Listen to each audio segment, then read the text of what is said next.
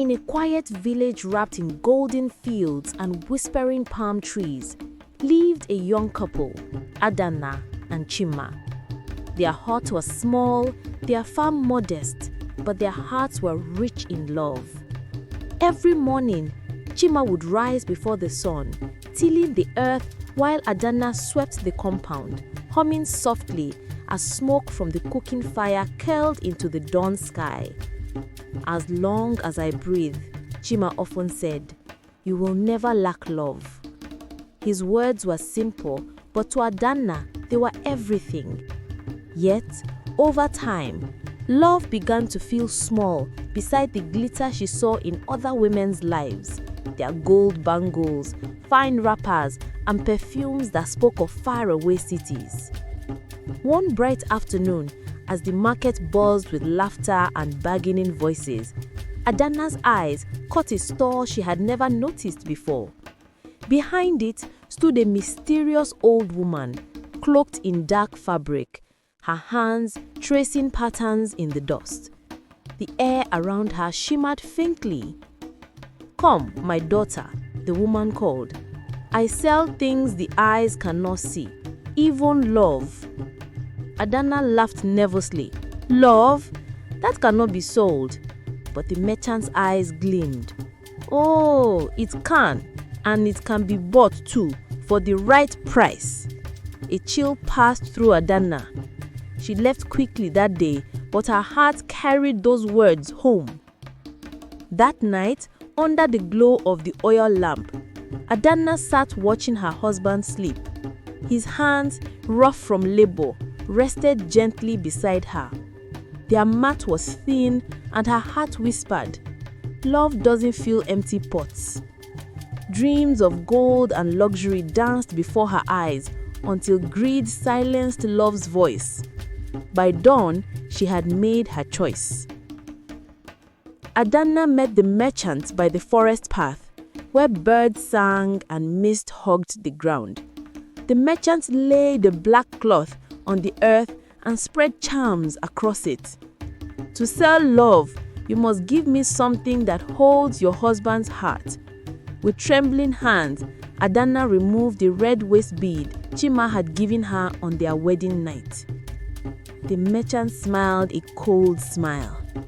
"His love now belongs to the wind, and you will have all that you desired." The bead crumbled to dust, and the earth seemed to sigh. When Adana returned home, Chima greeted her as always, but something had changed.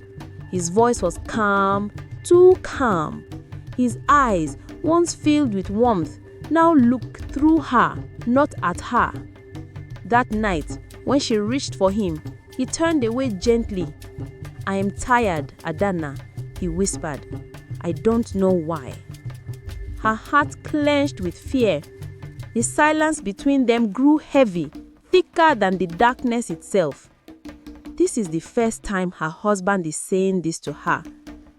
Days later, the hut began to fill with wealth.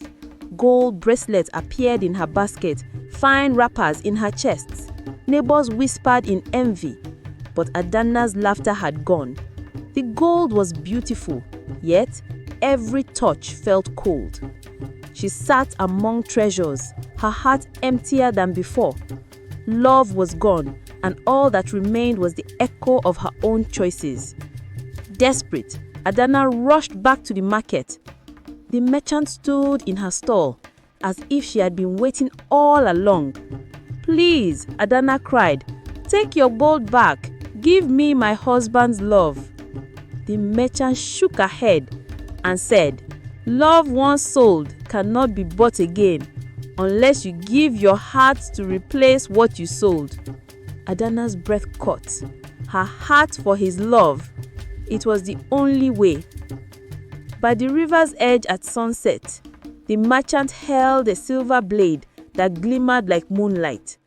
Adana knelt by the river, tears streaming down her cheeks. "Do it," she said softly. "Let him love again." A soft red light rose from her chest as the merchant whispered ancient words.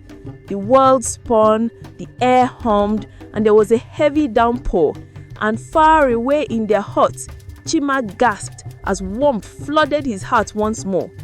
He rushed out in search of his wife. When he found her, she was lying by the riverside, weak but smiling. "Adanna," he cried, "why did you do this?" She reached for his hand. "Please forgive me. I sold your love for gold, but I bought it back with my heart." Her fingers grew still and her smile faded into the wind. Chima held her, his tears falling like rain. Adanna slowly disappeared into the earth. Years later, when the sun sets over that same river, villagers speak of Adanna, the wife who sold her husband's love. By the river bank stands a tree with golden leaves, said to have grown from where her tears fell. Its branches glisten in the evening light, and the villagers whisper as they pass, "May we never trade love for gold."